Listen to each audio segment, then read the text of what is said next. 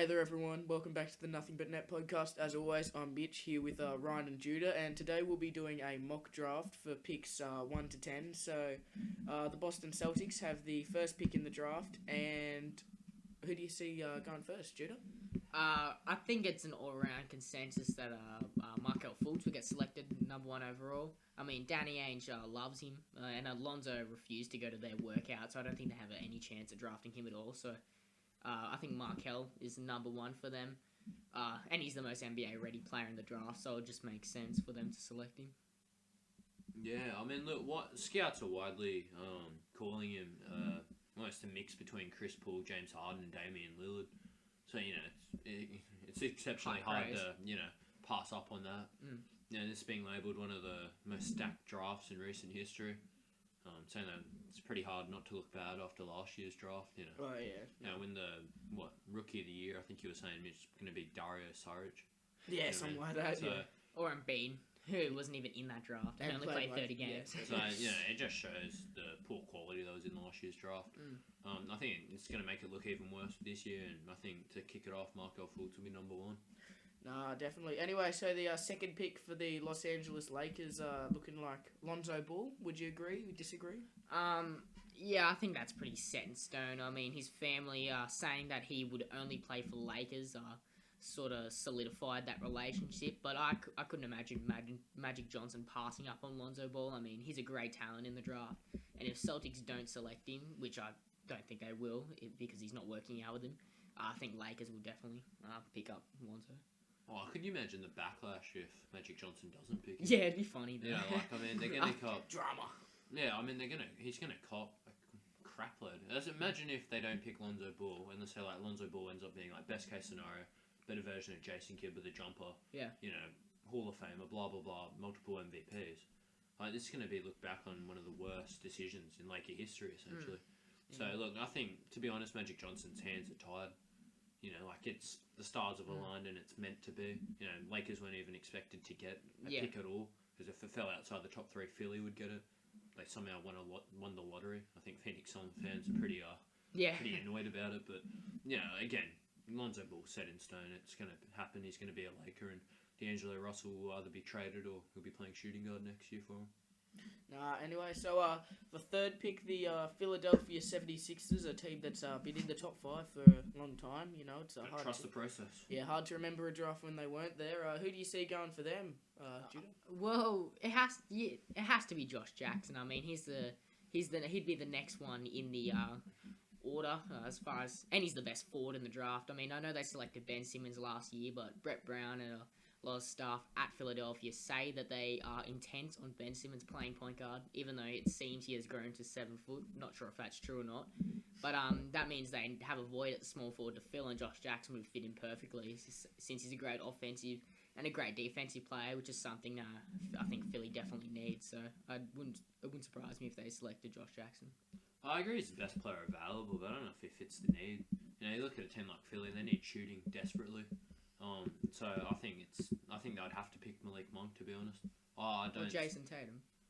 Yeah, look, he's not a bad 3-point shooter, but I think if you purely want a shooting guard who can shoot, especially when there's going to be, realistically, I think, as much as Joel Embiid would like to say that Philly would be making the playoffs next year, with his injury, and again, he only played 30-something games this year. 31, I think. Yeah.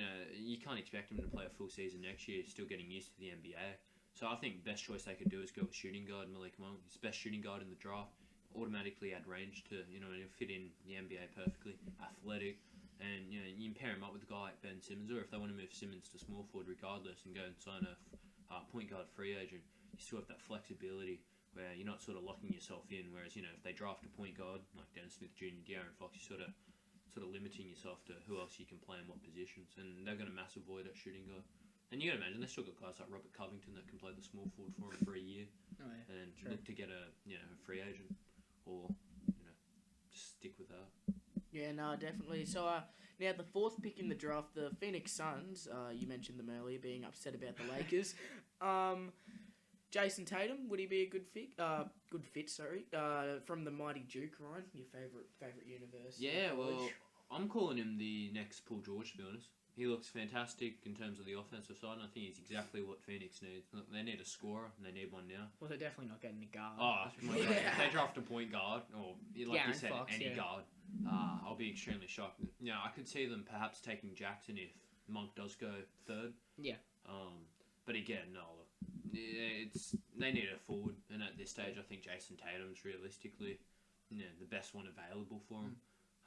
Like you said, he's got range, great scorer, versatile scorer. I think he's going to be a big 20-point per game, if not more, scorer in the NBA. Might not be the best defensive player though, but I mean, it's not like Phoenix has any other. That's the thing, yeah. Comparing him to Phoenix's other players, he actually looks alright. So I mean, Yeah, no, excellent. So now the fifth pick, the Sacramento Kings. Judah, who have you got? I think it's going to be De'Aaron Fox, to be honest. I mean, I'm a Kentucky fan. De'Aaron Fox is probably my favourite player in the draft besides Adebayo, but he's definitely not going lottery, so I can't speak much about him.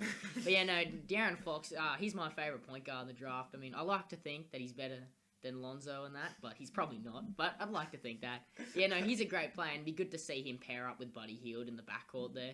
I mean, they still got Collison, but that would allow Fox to... Well, he's a free agent as well. I mean, if they want to, yeah, they sure, could let him yeah. go, you know what I mean? And draft Fox. Yeah, that'd make more sense, yeah. Yeah, I could imagine Fox and Hield pairing up pretty well. It'd be similar to like Wall and Bradley Beal with that combo, yeah, and I think that'd work quite nicely in Sacramento. Excellent. No, Ryan, anything to add on to that? Or? No, I mean, the only thing that sort of hampers Fox is his jumper, obviously. Not having much range. But again, we saw it with guys like Kawhi Leonard and LeBron James coming into the NBA. They couldn't shoot. But, Mike obviously... Conley. Again, it's the frame of him, his athletic ability is obviously going to benefit him greatly. The only other sort of guy I could see them picking maybe is Jonathan Isaac if they wanted a small forward. Possibly Dennis Smith. Yeah, if they again, didn't maybe want Dennis Fox. Smith as well. Yeah, I think it'll come down to. I think they will look for a guard, to be honest with them. Because obviously, you got to remember they got New Orleans pick as well, in that DeMarcus Cousins trade. But I'd expect them to go with the guard first of all, as you'd expect them to run out by the New Orleans pick. So again, I think it'll come down to Fox, Dennis Smith, whoever they rate more. Again, I'd expect it to be Fox, but who knows when it comes to the Kings. Excellent. Anyway, so the sixth pick, the Orlando Magic, another player from Judah's beloved Kentucky, I guess. Malik Monk, would you... Oh, Malik Monk, sorry. Would you say he could go there, Judah? Ryan, what are your thoughts? Well, Ryan already thinks he's going to Philly, so I mean, I guess he'd have a different opinion. But yeah, if Monk doesn't go in the top 5, it wouldn't surprise me to see him go to Magic. But it also wouldn't surprise me if they actually selected a player like Jonathan Isaac to play the 3. Probably not the 4 because they are pretty stacked on big men. But or he could play the 4 and Gordon could move to the 3, play his natural position. I mean, but it wouldn't surprise me if they didn't select Malik Monk because they do have Evan Fournier and Alfred Payton, and Monk. It's not like Monk. He's not an overly sized shooting guard, so he can't really play the 3. And but I mean, if they do want to select the best player available, I would go with Monk. But if they want to select position wise, I'd say they select Isaac. But what are your thoughts? I mean, if you're looking at a team like Orlando, obviously they got a lot of holes to fill. Primarily at their point guard and small forward position. So I agree with you. I could see them taking a guy like Jonathan Isaac. I mean, another option, if he is still available, would be Jason Tatum. And saying that, you'd have to expect. In terms of point guard, though, I could see them taking a guy like Dennis Smith. Maybe Frank Nicolina from France, if they really were desperate. But again, it all depends on who Philly choose at 3, really. Yeah. I can It's see hard to Malik tell Monk with falling. Philly. Oh, absolutely, yeah. Whether they'll trade the pick to then be able to move down, acquire some talent. But no, I agree. I think, if you're looking at a team like Orlando, they really need a point guard or a small forward. I don't mind Alfred Payton though. I think Payton. The thing is, can be the point guard for the future, though. With a hairdo like that, anything's possible. I mean, like, he's not a good shooter. I mean, his potential, let's be He's honest, good. is, you know what I mean? Realistically, he's not going to be an all-star. And I wouldn't expect him to be an all-star. Yeah. No, anyway, so on to the 7th pick in the draft, the Minnesota Timberwolves. Who have we got going there? Well, a lot of people seem to think that if Jonathan Isaac falls, Timberwolves will pick him up to play that 4 position because it's the one spot they are truly lacking in. I mean, if you say Ricky Rubio as a whole as well, I mean, he's a decent point guard. And by reports, it sounds like they might be getting Derrick Rose anyway. But back to the point at hand, they got Levine, they got Wiggins, they got Towns. That 4's always been played by Gorgie Zhang, but to be honest, he's not really the great starting 4 that they would like. Isaac would fit that role greater, I think. And if Timberwolves are able to get, if Isaac drops to that pick, which he probably will, I think Timberwolves should definitely select him. He'd fit pretty well there. Or Markkanen. Oh, that's the thing. I mean, Laurie Markkanen from Arizona, I believe. Yeah. He's, a really big stretch for big time player. I think he could honestly be what they need. I think Isaac's the athletic player that can play with Minnesota, though. That's the only reason I said him over Markkanen, because I know Markkanen's not the most fast or athletic player, and I think Isaac fits, that style of play that Wiggins and Levine and Rubio, that fast tempo offense. Oh, so the main thing I was thinking about was if you look at a team like the Timberwolves with obviously Thibodeau as a coach, the main problem last year was the defense. Just not having enough defensive players. And Markkanen is not a... No, and again, I think, you guys can help me out. I think you'd struggle to find a good defensive player sort of this high in the draft. Josh Jackson would probably be labelled as the best defender in the draft, a two-way player. So again, Isaac's a great fit. But again, it all depends on what they're looking for. Gorgie Jang's playing at the power forward position for him at the moment. And you could move Towns to the power forward position if you need. If there was a good centre, you could put there. But again, there's no centres that I could see them picking this high up. Yeah, no. Anyway, so the front court of the future, maybe. The New York Knicks, Spike Lee's New York Knicks. What do we think's going to go on there? I think this is another pretty common opinion that New York will select Dennis Smith because they will most likely lose Rose in free agency, which would create a huge void at PG. And I doubt Fox or Lonzo or Fultz will fall down to the 8th pick, so I think Dennis Smith would be perfect for them. And he looks like a great player. I mean, he could easily go higher in the draft, but because this draft is so stacked, he's down near the 8th, 10th pick. So, I mean, I think Smith would fit in nicely there. Oh, there's never been a better time to need a point guard, especially through the draft. I mean, I can see the Knicks easily taking Dennis Smith. They will absolutely thank their lucky stars if they can get him. I mean, he's going to be an absolute steal. North Carolina State. I've seen him personally when he's played Duke. Absolute rip Duke and Newland. Single-handedly beat a team, like, let's be honest, really good players. I mean, you can see already guys like Jason Tatum, Harry Giles, most likely going to go in the lottery. You got other great players in there as well, guys like Frank Jackson, who will probably be later first round, but a great talent, and seriously single-handedly carried that North Carolina State team. Yeah, no, definitely. So, on to the 9th pick, the Dallas Mavericks. You've mentioned him earlier, Laurie Markkanen. Judah, help me out here. Laurie Markkanen. Yeah, that guy. What are your thoughts? It makes sense that Markkanen would go to Dallas. I mean, Nowitzki, this will probably be his last year in the NBA. He will be retiring soon, probably after the next season. And once he's gone, they will have Markkanen there if they do select him. Plus, it gives him a good chance to develop alongside another great power forward that plays his similar style of game. So I think Markkanen would fit pretty well there.